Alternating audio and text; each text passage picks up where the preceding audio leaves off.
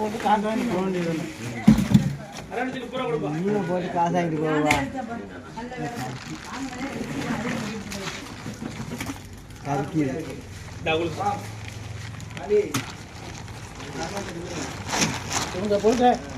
அப்படியே 440 ரூபாய் 500 ரூபாய்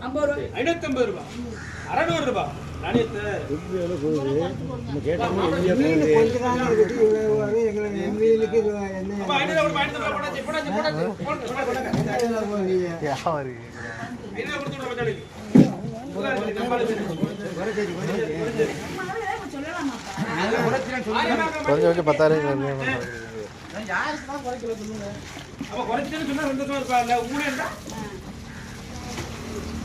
அப்படியே கேளுங்க பல பலன் இருக்கு பாரு